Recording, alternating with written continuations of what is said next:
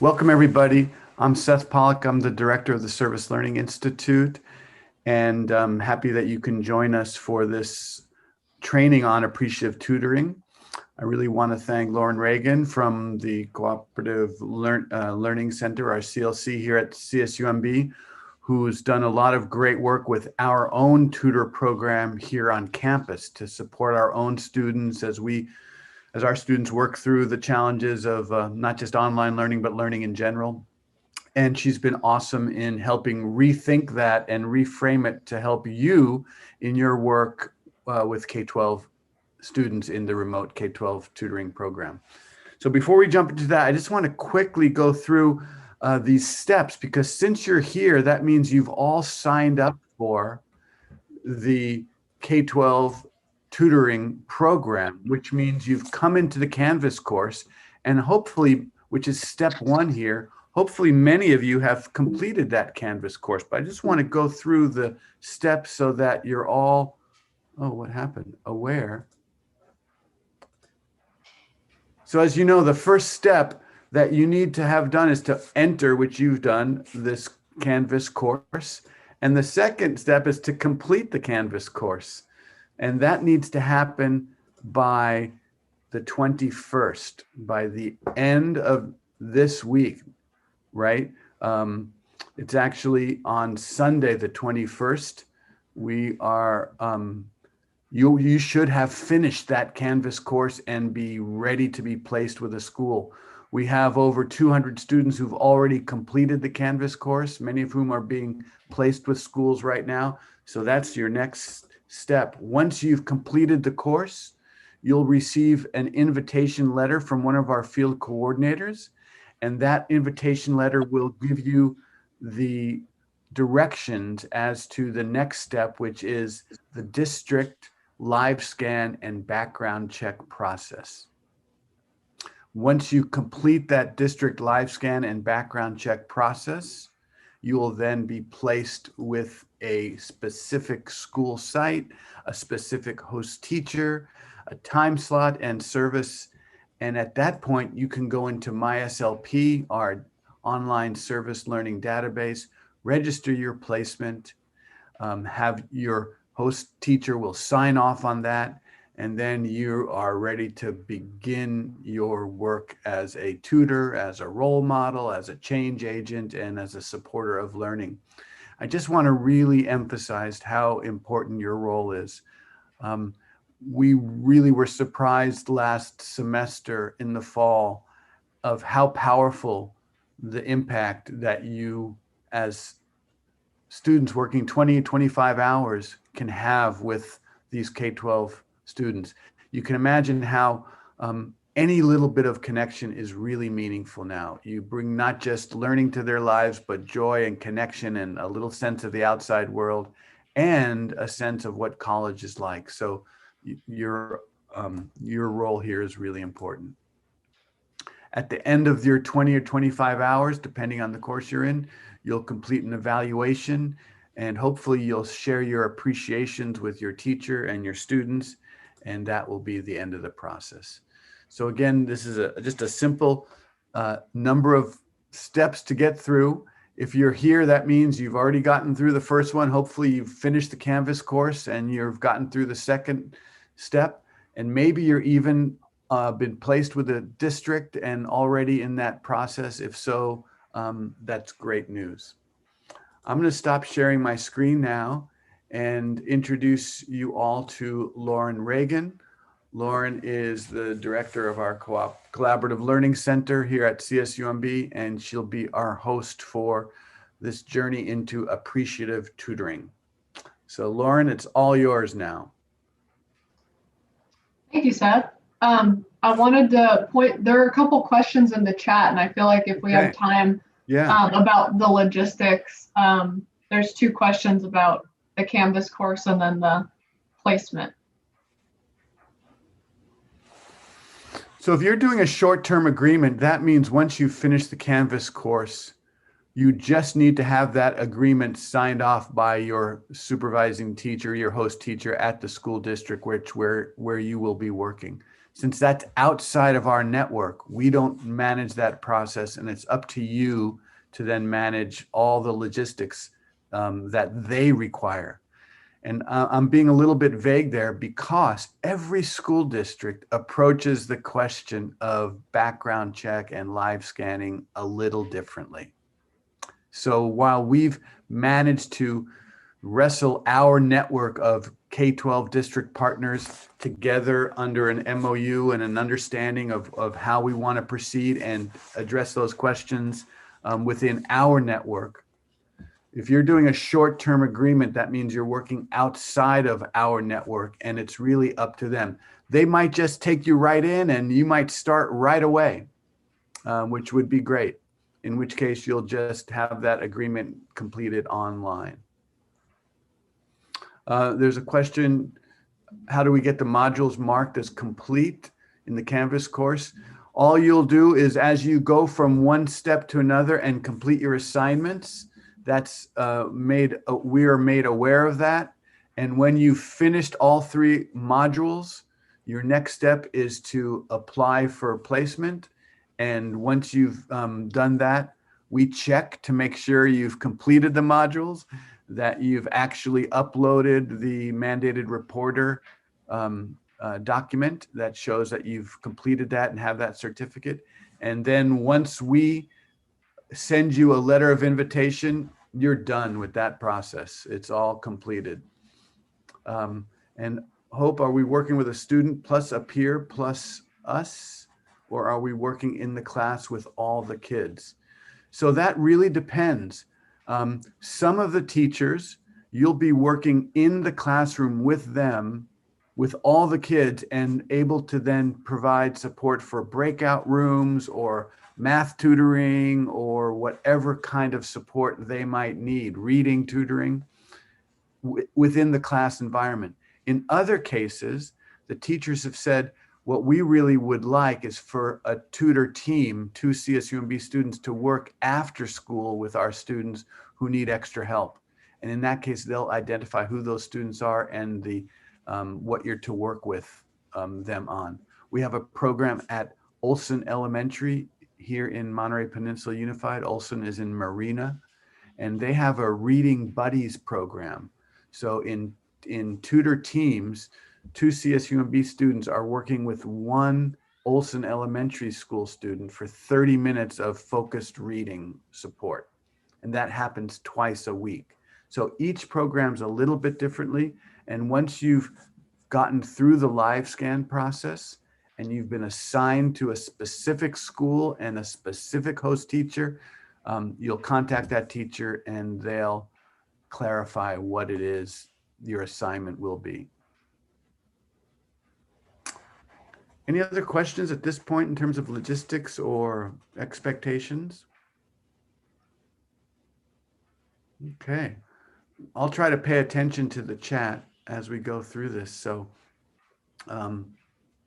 Lauren, help us understand appreciative tutoring. Awesome. Thank you, Seth. That was helpful. Thanks, everybody. I'm glad you're here. Again, my name is Lauren. I direct the tutoring programs at the CLC.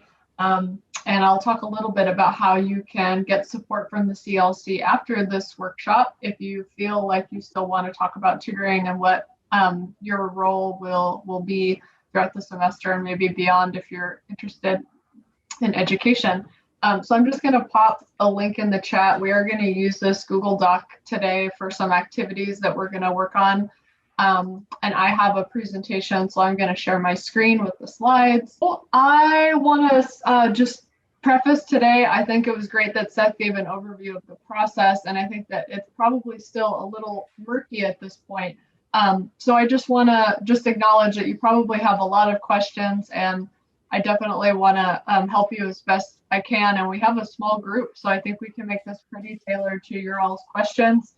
And what I'm going to try to focus specifically on today, just to not overwhelm, is what does it actually mean to be a tutor, and what are some of those core concepts that You need to understand when you're working with youth, and how does that compare to working with your peers or your adults at CSUMB, which is the context that I come from, tutoring the supervising the tutors and working with the programs and the coordinators who are overseeing peer tutoring with college students or adults. So, and there are some differences, and I'm going to talk about those today. So the first thing we're going to do is we're going to do a quick KWL. And if you haven't done that before, I'm going to talk a little bit about what that activity is. Keep in mind that the activities that I'm doing today, the way that I'm facilitating is modeled after some examples of things that you might do with students who you're working with. Again, I'm working with you and we're kind of colleagues and tutoring, educator, interested people. And I'm treating you all as, adults. So it is a little bit different, but I do have some example activities that might work well for groups of students that you work with. So we're going to do a KWL. And I just want to know a little bit about what you already know and what you're hoping to find out with that activity. And then I'm going to talk about, again, differences between tutoring children or tutoring youth and what learning looks like with youth.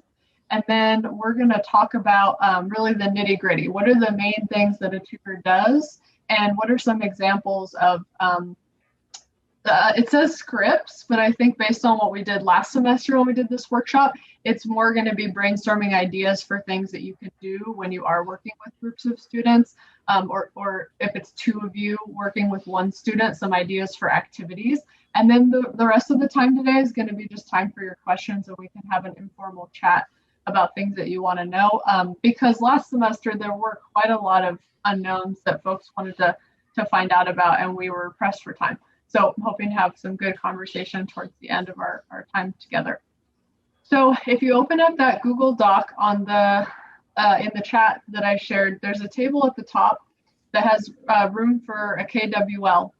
And basically a KWL can be a chart, it can be on a whiteboard, it can be written on a piece of paper, it can basically be anything in any form or mode that you want it to be. And what KWL does is it draws on people's prior knowledge and it primes them for what they're going to do for the rest of the time with you. And so what the K stands for is what you already know, and the W is what you want to know. And so I want to know what you know about being a tutor. So what do you already know for sure? What do you think that you know for sure about what it means to be a tutor? Maybe based on reading the Grogan article, Appreciative Tutoring, what did you find out about being a tutor? And then what do you still want to know? Like, what are the things that you're hoping to find out either today or throughout the semester as you do this work? So what do you still want to know? And for this activity, I'm actually going to, I think I can put you in breakout rooms, or someone can put you in breakout rooms. And maybe I think we have pairs, a pair and then a group of three. Are we filling out the doc individually? Yeah, so you're going to fill in your Ks and your Ws with your group or your partner. I think we're going to do a group of two and a group of three.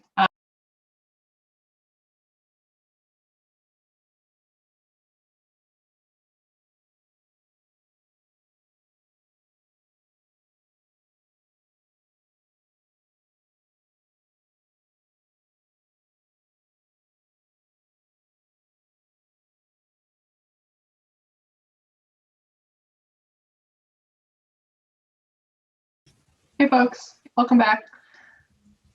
So, okay, let me share my screen. I saw some good ideas in the Google Doc.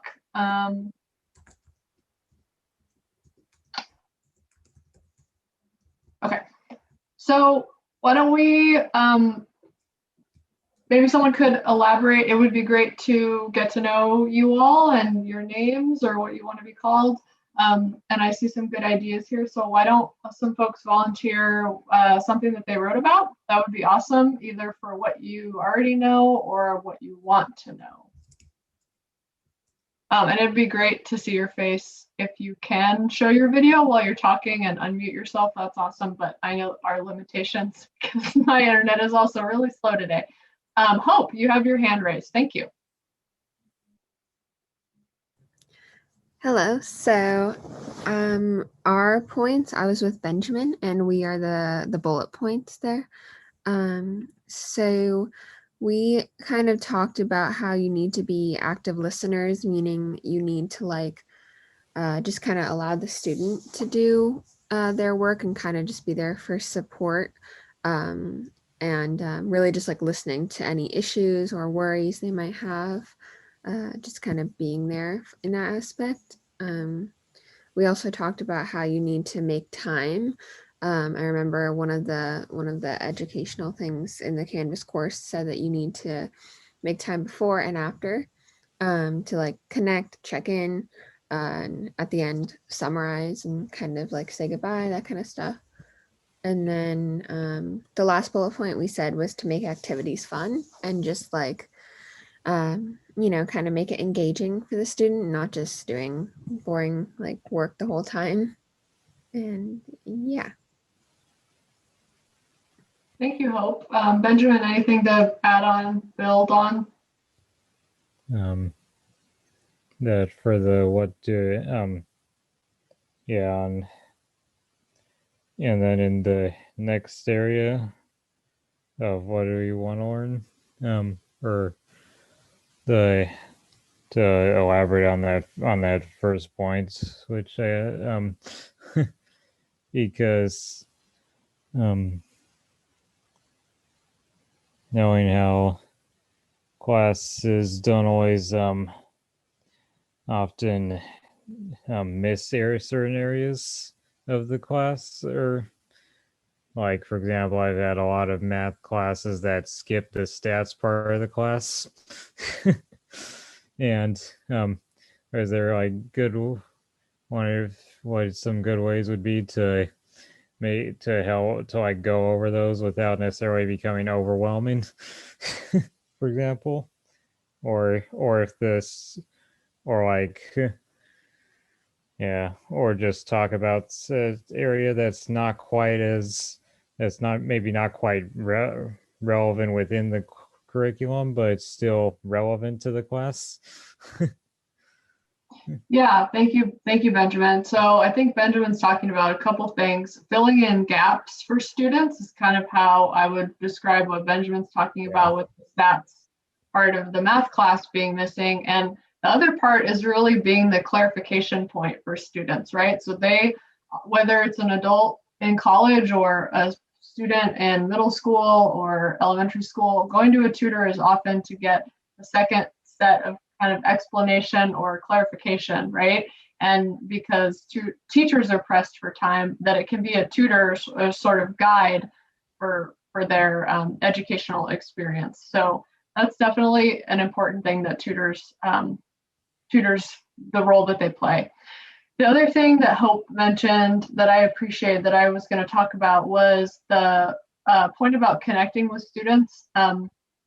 Oftentimes, tutors, even at CLC or even just beginning educators, will think that chatting or kind of the small talk with students is not worth the time, or that it's eating away at time at something else that's important. But that building rapport is really, really important with students. And one of the things that someone else wrote about wanting to know about is the second bullet point, how to be most helpful with the online setting. And building rapport, like Seth said earlier, is going to be one of the most important things for students right now. Building a connection between you and the students, but also building for them to build connections with each other is going to be really, really, really helpful, and also really important to their learning and their socializing, right?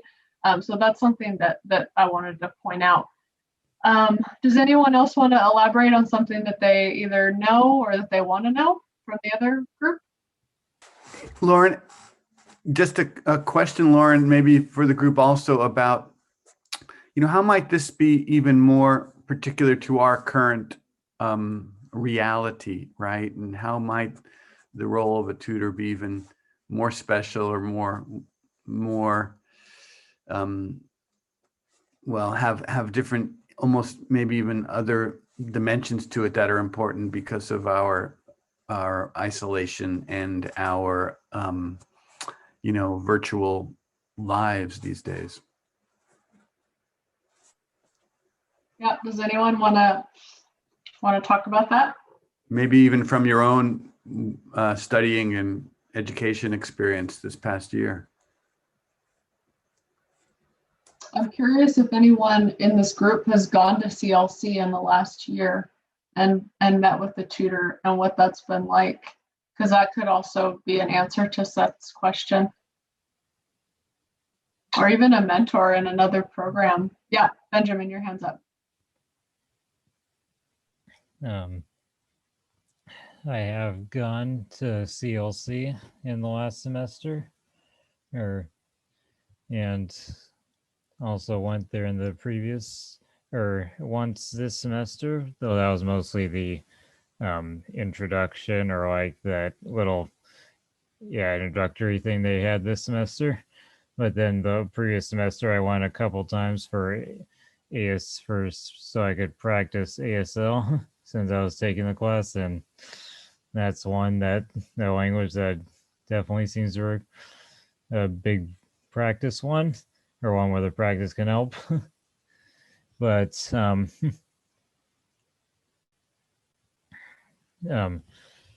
but the experience I can remember is sometimes some of the tutors have been a bit, I can remember most of the tutors being open about always welcoming.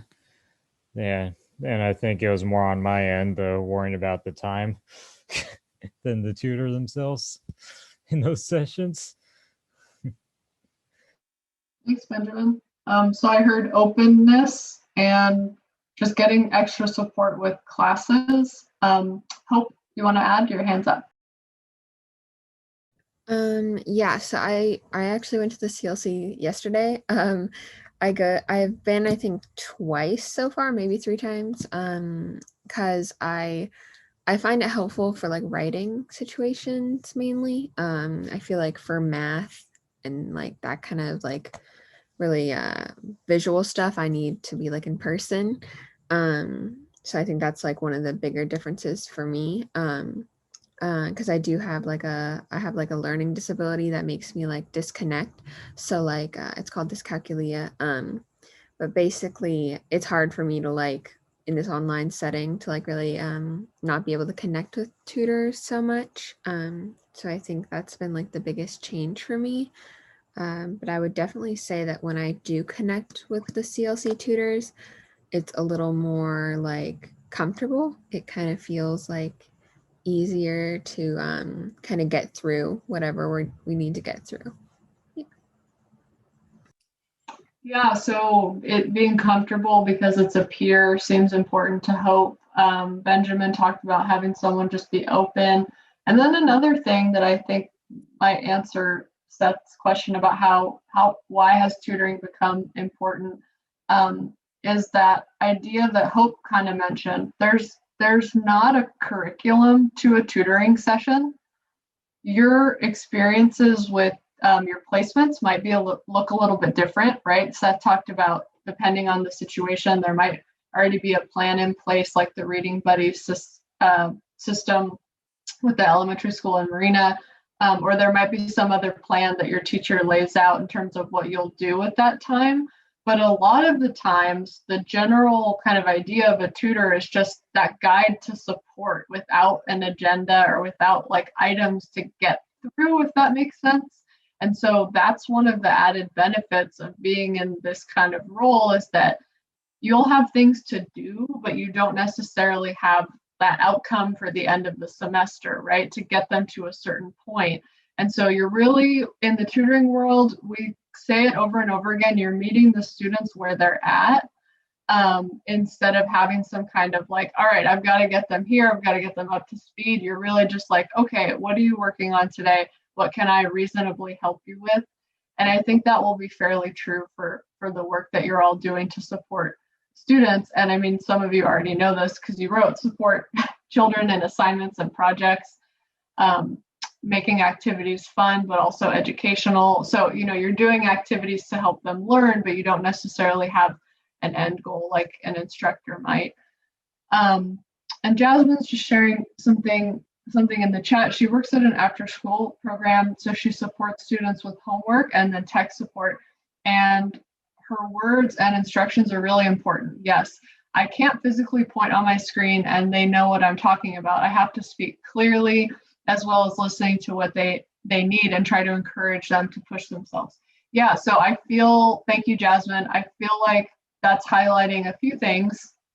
Giving instructions that are clear is really important, and I'll talk a little bit about that with what it means to work with kids in educational settings. But also that the communication, again, to Seth's question, the communication online is very different.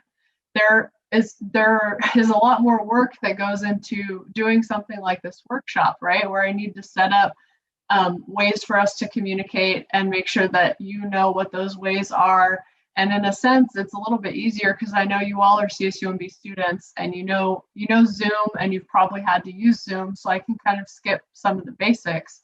But knowing how to present information to people and communicate in the clearest way so they can do what you're asking them to do, how you're asking them to engage and actually do that and be engaged is, I think, what Jasmine is outlining, and I appreciate that. So yeah, and if I can go ahead and add, really good insights from all y'all students. And, this is a really different and difficult time that we're currently living in. And sometimes it's okay to set aside your agenda. It's okay to set aside if you're scheduling for math or English, because students need somebody to talk to, and you all are college students and you have a very diverse and unique experience where you could uplift, some of the spirits of the children and the work that they're doing, because we're living in a pandemic, and children are going through, we don't know what children are going through at home, and it's a good opportunity for you to engage with the student around your educational experience, and so at the time when it comes to fill out a resume or if you're applying for a job, this is a unique experience and a value added to your resume. So I just want to add that much, and just to let you know that students are counting on you. Students are counting on us, and while it's different for us to be in a room and have students already there, we should celebrate that students are coming in and wanting to be part of this tutor program and listen to the work that we want to, assist them on. So hats off to you all and ensuring that our students are getting the right support for them to thrive in this educational environment. So thank you. Yeah. Thanks, Renee. So I agree with Renee. I think you all already have a lot of really good knowledge, and we've crowdsourced some additional things that we want to talk about later today.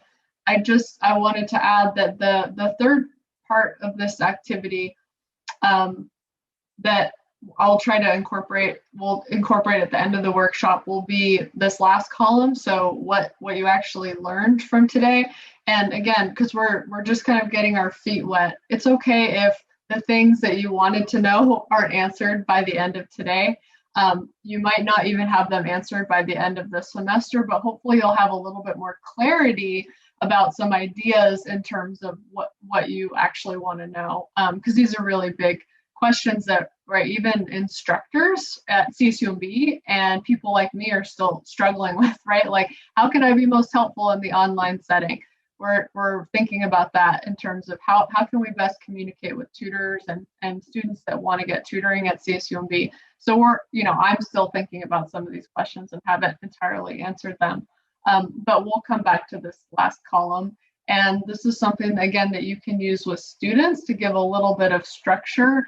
If you are, for example, looking at something very specific, like a concept, or that you're going to be working with them on a reading, it could be something like, what did you learn from the reading last night? And then what are you still confused about? And then the third column can be something like, what did you get clarified today? Or what was cleared up for you? So you can modify this in ways that work to kind of structure and help students see their knowledge kind of on the page or wherever you end up putting it. That's KWL. Thank you everybody for sharing. So I'm just going to talk for a few minutes and then I will elaborate on our next activity and get you all again to work together as opposed to me talking, which I think is another important thing that we've learned about Zoom, is that it's really important to get folks to work together and be engaged socially instead of talking the entire time. So I'm going to just talk for a little bit to provide some info, and then we'll get back to working in groups. So I mentioned this a little bit earlier. So how does tutoring children differ from tutoring adults, or even just working with adults who are learning something new? You can read the bullet points here. What I wanted to underscore is this idea of self-directed learning.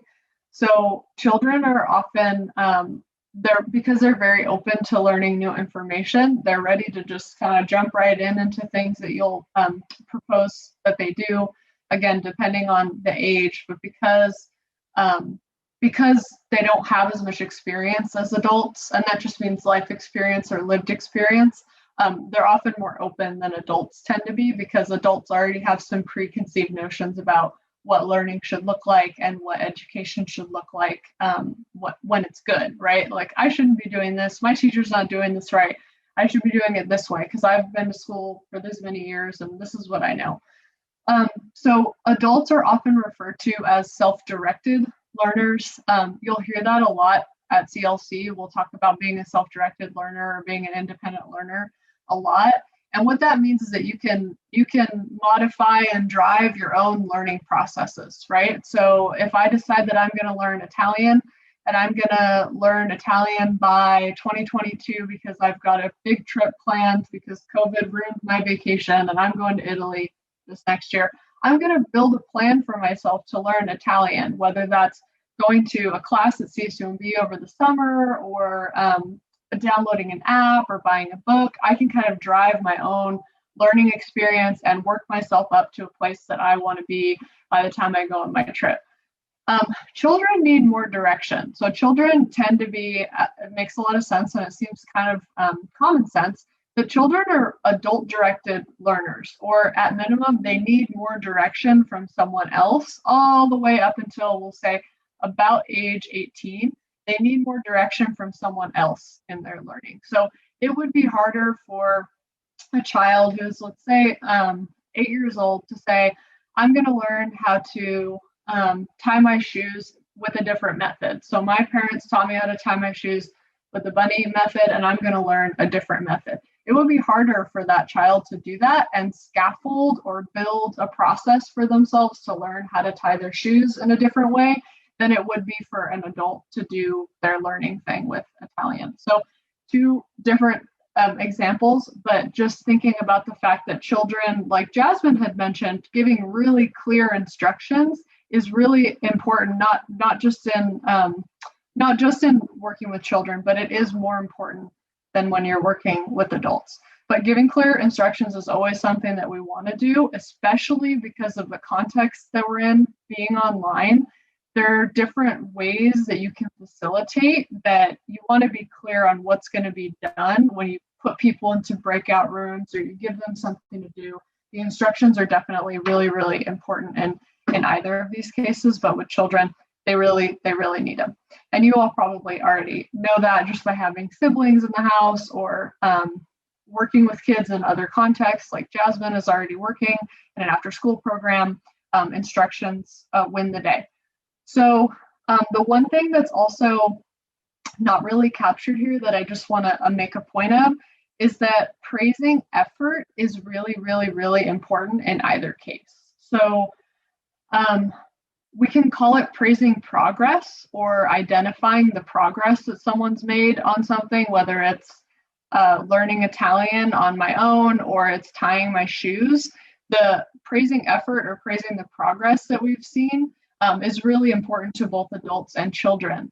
And sometimes we call that a growth mindset. So I noticed that you've been trying to tie your shoes in a different way. And I notice, honey, that it takes you like 15 minutes, and you're every morning you're spending 15 minutes tying your shoes and practicing. And I noticed that being, a parent, that might have a different meaning. Like, it's taking us 20 minutes to get out the door because you're trying to tie your shoes in a different way. But that praising of effort and acknowledging what's being done is really, really important. Again, especially to children, but it also really has an effect on adult learners. And that growth mindset, like, you're trying to do something new, you're trying to do this, is really important, as opposed to you haven't done it yet, you haven't learned it, or you've learned it, right? That kind of binary, you've either got it or you haven't. It's the mastery kind of binary. We're really trying to look at the effort that someone's putting in. So any comments or questions or things that we notice about this that we want to talk about together before we kind of go off?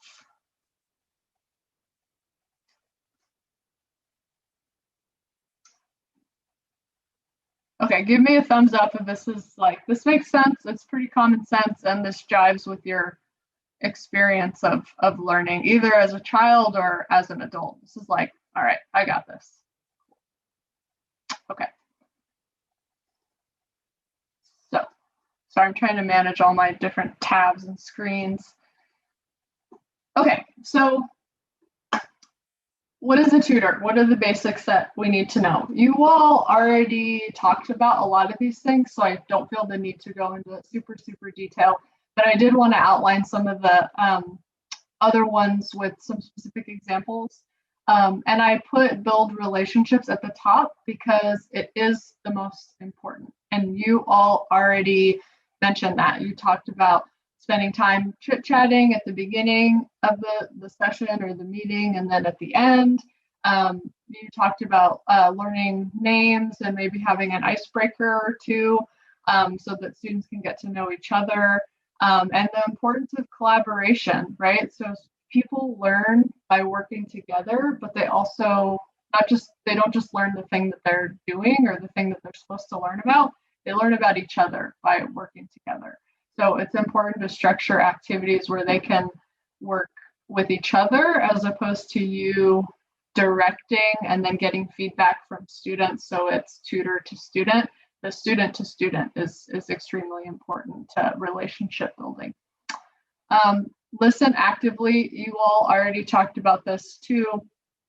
One of the things I think that Hope brought up, the idea of from your Canvas course, that you kind of go through your interaction with students, and then at the end you summarize information, like you summarize what you did that day, or you have students summarize what they did that day as an exit ticket or something like that. That's really important to showing people that you're listening, right?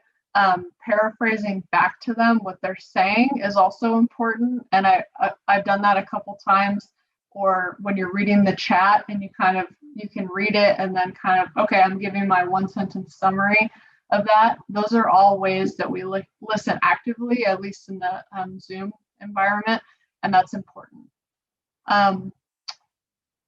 Any other examples of actively listening or thoughts on how we can do that in Zoom or whichever other format you're going to use? Oh, got a chat. Eye contact. Hope, do you want to say a little bit more about eye contact on Zoom? Yeah, I remember from one of the course training things, it was important that we are like actively engaged, like physically. So like we're like literally staring, not, blank staring, but like, just kind of like looking at the person or the student, and just kind of like showing that you're engaged and not spacing out, not, looking over here on your phone, that kind of stuff. Got it. Yeah, that can be good. It can be hard to feel like you're being paid attention to when you're on Zoom. And I know a lot of your teachers probably think this too when they go to their classes and then everyone's kind of black boxes with little microphones in the corner and no one's talking and you can't see anybody. So I do think that's important that they can see your face at least a couple times. Even with the technology challenges, it can be nice when you're talking to, have your face be seen. And then if you can't for some reason, just being transparent and letting them know. I think it also depends on the age, how you explain things like that. It's contextually relevant, right? Based on how old they are and what you're doing with them. But I think, yeah, I'm trying to look at you all because my webcam is right here. So I get that, so that you all know that I'm paying attention to you. I talked about this with the collaboration. The role of a tutor is mainly a facilitator or a creator of interactions. The collaboration or student to student activities are, might be something that, again, your teacher that you're working with, or your classroom or your service site already has a plan or a structure for you to follow. But sometimes you might be creating your own structure for how students are going to interact with one another. And so getting the activities and kind of a basic outline would be really important. I can tell you for this workshop, I knew last semester when I did it the first time with Carolyn, I didn't want to just be talking up here the way that I'm talking right now. And so I identified that there would be key times where I would talk a lot and give information, but that most of the time you all would be working together. So I had a general outline, right, of the agenda at the beginning, KWL, talking a little bit about that, doing the tutor role, what are the basics, and then an activity at the end. So just even thinking broadly about what's the way I'm going to move through the interaction with students is really important. And that's a skill that you might have from either maybe meetings for your job, if you have a job on campus or even off campus, if you have staff meetings that you participate in for any other thing that you're participating in, or again, to use the example of if you've come to CLC before, you probably see that structure of like beginning activity, icebreaker, thing in the middle that you're going to do to actually do the work, and then a wrap up at the end. So thinking about how you're going to do that is important. And it doesn't have to be a lot of thought, but just at least some thought into what the facilitation is going to be. And then lastly, I think a model of good behavior. That's one of the other roles that a tutor plays, especially when working with children. What does an adult look like when they're thinking well or critically thinking? What does an adult look like when they're communicating well and they're listening? And what does it look like when an adult gets stuck? And again, some of these things come from like parenting advice, right? Or parenting theories, or how to parent children. That when you encounter a problem, you really want to think out loud, even on Zoom, like, that didn't work the way that I wanted it to. I'm not sure what to do next. Does anyone have ideas? Is something that an adult might do when they're stumped, instead of swearing at Zoom and getting angry and saying like, hold on, I need to figure this out, which is a totally valid response. But thinking that you've got an audience of youth, they're looking at how you're responding to things. So how are you going to respond? Not just the tech stuff, but we'll talk about reading in a second when I give an example. But how do you, when you encounter problems with reading or math, or what are the ways that you respond to the content? What are the questions that you ask? And how can you be a model for good thinking to the youth who are kind of listening to what you're saying and how you're working with it? Oh, Benjamin, you're saying, I don't think I've heard an adult talking that way when acting naturally. Like what I did, like, this isn't working the way that I wanted to. Okay. So that would be a good thing for you to reflect on, is like when something happens in the session or something catches you off guard, like how will you respond to that in a way that's obviously kind? We want to be kind, but then also kind of teaches that critical thinking. And that response from me, or me talking like that, might be from working on that with the tutors at CLC, or working with students or staff. Like, how can we respond to problems by like active metacognition, basically. We're thinking about our thinking. But you unmuted, Benjamin. Do you want to say anything else about that?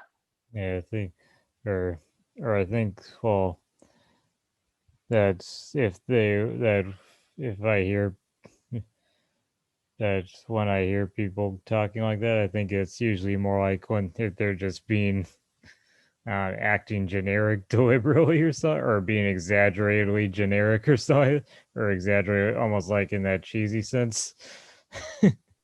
Yeah, that makes a lot of sense. And I think that maybe we might want to think about it that way. Sorry, you all are over here. I'm trying to, again, manage I'll try to look at you.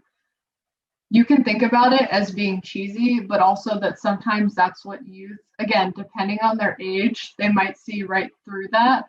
But I think some children need that, right? They need the modeling that would seem a little bit cheesy, but maybe I do in my mind say, I'm not sure about that, but I'm not going to say that out loud to my students at CSUMB because they don't need to hear me articulate that. But sometimes youth do need that because they haven't cultivated that skill inside their brain to say, that didn't work the way that I thought it would. And sometimes kids will scream or yell or cry or do other things when things don't go well. So the more that we can model the way that you're supposed to react, the better. And I'm giving really specific examples. So again, it depends on your age and the context. And then Hope is saying that the tone, that tone really helps people feel relaxed and happy. And kids do usually like funniness, and maybe again to what Benjamin's saying, maybe a little bit of corniness is okay. And a little bit of exaggeration is kind of like that theater, which sometimes we need that on Zoom because we can't read emotion super clearly, because we're all, it doesn't just, it's not the same as in person. So being a little bit more dramatic can be needed sometimes online. So I can see what Hope is saying there. Okay, so I'm going to stop talking. Again, I'd like to stop talking and get you all working together. But we've got one more chat. Okay, cool. Hope is just adding some information, more elaboration, and yeah, using your eyes or emotion or making your face look a certain way so that people know you're reacting can be helpful. So I'm going to put you all back in the breakout rooms that you were in. It says a couple times that you're going to work on some scripts, but I don't want you to worry so much about the script as much as I want you to worry about some brainstorming some ideas and just throwing some things out there, not worrying if they're the right thing to do or the wrong thing to do. We're just trying to generate some ideas for the way that you might approach this scenario. So the scenario has to do with reading. Can someone read the scenario that's under the bold type for me? I can read it. You have a group of 3 students and they're having difficulty understanding a reading. They are all reading at different levels and have completed the reading to varying degrees before the meeting with you online. Thank you, Lizette, for reading that. So what you're going to do is you're going to return to the Google Doc that we were in, and I can grab it again and put it back in the chat if you lost the tab. And you're going to respond to this scenario with the general outline of some of those basic tutor roles that we talked about just now. So building relationships, listening actively, facilitating, and then modeling good behavior. So there's some prompts here. So I'll actually, because you're going to go into breakout rooms, so I'll make sure that I share this with you so you have the slide, and then I'll share the Google Doc with you. So try to think about maybe one idea for each bullet point. So each role or each like basic part of the tutor role, try to come up with one idea for each. So one idea for building relationships, one idea for listening actively, one for facilitating, and then modeling good behavior. And I can share the example that I put in the toolbox as an example for 11th graders. So at this point, you probably don't know who your students are, or maybe you do, or you have an idea of who you'd like to work with. And so you can just make it up, right? This is a brainstorming activity to help us get some ideas. So you can put the age in this column. And then I talked about how to get students to work together. I said I'd partner students up, I'd pair them up. And then modeling reading strategies. I want to reread out loud and provide time for students to reread. If we were working with a text on Zoom and I was sharing my screen, maybe I would highlight words that I don't understand and ask them to do the same, and then we would work together with peers to underline keywords. So those are some ideas for me modeling the strategy, and then what I would ask students to do when they paired up that would be appropriate for 11th graders. All right. So at this point, we have 10 minutes left, and I want to make you all feel like your questions have been heard. So I want to open it up really broadly to any questions that came up while you were in the Google Doc, which I just want to say you all have a lot of really, really amazing on point ideas on how to get students to collaborate with one another. And I would encourage you all to go back to this document. If you are able to come for part 2 of the workshop on Wednesday, we will also go back to this and talk more about specific activities, more ideas and detail, but there are already a lot of really, really good details here. So kudos to you all. But any questions that came up while you were chatting together, or questions that you want to ask before, at least today, before our time's up today, like burning questions? Yeah, so we were just on the last part of the table that's talking about reading strategies.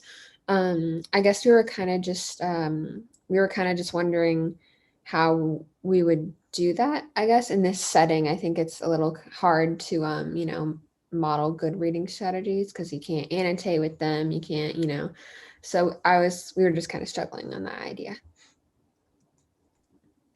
Any thoughts from the group about virtually annotating or kind of modeling reading while we're in the virtual environment?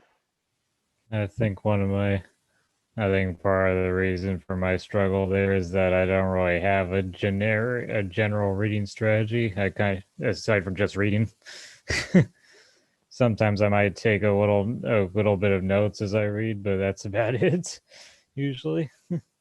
If I have an assignment related to the reading. Yeah, so taking notes is a great strategy to model that I think you could easily do in a Google Doc, or I also find it rather cumbersome when I'm taking notes while I read, or distracting, as opposed to just reading. Yeah, I think the important thing is that maybe you all college students might be at that point where you can process while you're reading and you're just reading. But again, working with youth, they need some ways that they can summarize information.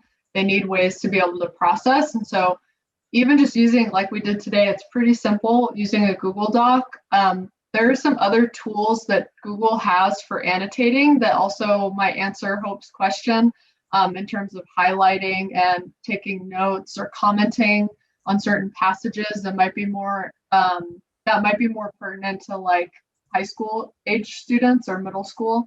And then for younger children, there are like visual tools like Jamboard, or ways that you can draw in Google Draw. So there are some free tools out there that you can definitely integrate with Zoom just by screen sharing. And then Jasmine just again mentioning taking notes. That's a way that you can have them build connection with fun ways such as GIFs or doodles with other tools or websites. Yeah, for sure. I think drawing as a way of processing, especially for younger children, even like draw what you remember from the story that you were supposed to read for homework, can be an important way to engage them. And they can do that in pairs, or they could do that individually. They can even do things where they draw, I've done staff meetings where someone draws something and then they just hold it up and they show it to the screen. So you can go low tech too with that, but that might be another option, low tech option. Other questions or things that came up either about this particular scenario or just questions that you have about working with students that you wanna get answered today?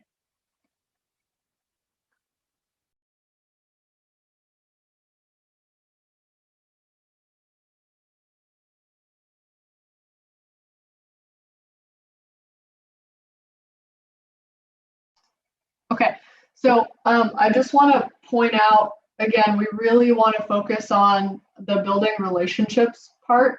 So I thought you all did a great job I think you all can see, can you see the Google Doc on my screen? You all can still see it, okay. You all did a great job of lots of examples for age appropriate things here. So having them share, right? Even just taking turns on Zoom by saying, okay, I'm gonna have whoever wants to go first can raise their hand or give a thumbs up, and that person goes, and then you can have the student popcorn it to the next person. So, I popcorn to Hope when I'm done sharing, and then she puts it to someone else. That's a good way to get sharing going quickly. So you're not calling on students. See if the student can paraphrase what another student is confused about. You can do that by, like I've done a few times, opening up a question to the group instead of just answering it, right? So kind of redirecting questions. So there's a lot of good things that you all have here for getting them to work together, which is really going to be key to getting them to know each other, and then they're building rapport with each other. Calling students out to share is certainly an option. You can do that in fun ways, like I'm calling on a person that has a B in their last name, so that they don't feel like they're particularly called out, and that might narrow it down to a couple students in the group. So again, this really depends on, this is kind of a combination of sharing strategies and then playing a game or making a game out of it or something fun out of it. And it really it depends on the age of the students. Is it likely we'll work with more than just one student, or does it really just depend? I think from what I've learned from Seth, it will really depend. But I do think there is the rule that you're never working one-on-one with the student. There will always be 3 people. So if you're working one-on-one with the student, it will be you and the teacher and the student, or you and another tutor and the student, right, Seth? So. It does kind of depend. If you're in a class situation and say, Lauren's the teacher and you're working with Lauren, and Lauren says, Hope, you go into that breakout room with Seth and work on his reading. That's fine, because you're in the big umbrella of Lauren's class. But if you're gonna just work with Seth after school and you've set up a separate time to work with Seth on reading, then you need to be 2 people, because it's really separate. There's no structure of control, and we want to make sure there's always 3 people present, right? And then in terms of how that's going to work, again, every class is going to be a little bit different. Sometimes the teacher might ask you to work with a small group of students on a certain project that she'll want a conversation or some writing or something, and others will be more directed towards listening to them read a certain assignment that they might have. So it really depends. Thanks, Beth. Okay, so we have a few minutes left. I do want folks to go back up to the KWL chart, and if you all could please write down one thing that you'll take away from today in the what I learned column. That would be an excellent way to wrap up. Give yourself kind of a summary of our time together, and then I'll talk a little bit about CLC resources. So maybe take a minute to do that. So you all probably still have a lot of questions. It's totally understandable. And I just want you to know that there's more support available to you. So there will be a workshop that is actually the second part of this to answer Benjamin's question. We won't be going over the same things that we did just today necessarily, but we'll be building on what we talked about. And we'll talk about the tutor cycle in that workshop. So really, what are the components of a session? What does a session look like, in the ideal world? And what are some modifications we could make to that kind of cycle, which is helpful for tutors to have as a kind of an outline for working with students. So I want to make you aware, you're more than welcome to reach out to me. The best way to email would be to email the CLC email. And I might direct your questions to one of the staff or a coordinator that might be able to help answer your questions, because they're all experts in their subject areas like math, science, reading and writing. So please feel free to email that email if you have questions, and we'll get your question answered. That's kind of in place of coming to the CLC and dropping in with a question to talk to somebody. The other thing that would be the equivalent of dropping in to talk to somebody would be visiting our Canvas page if you haven't already. This is new for this semester. We have a Canvas page where you can actually drop in, click a link, and just talk to a human immediately. And if you drop in, you're more than welcome to tell them that you're there as a service learner. You're going to be placed as a tutor or, supporting K through 12, and you want to talk to one of the tutors about what they do and how to work with other people and how to collaborate, and we'll connect you to someone. Our Canvas page link is there, and you all have the access to this presentation, and I'll make sure that Seth and Renee have that so that we can you can click on it, because I know it's hard to copy that down.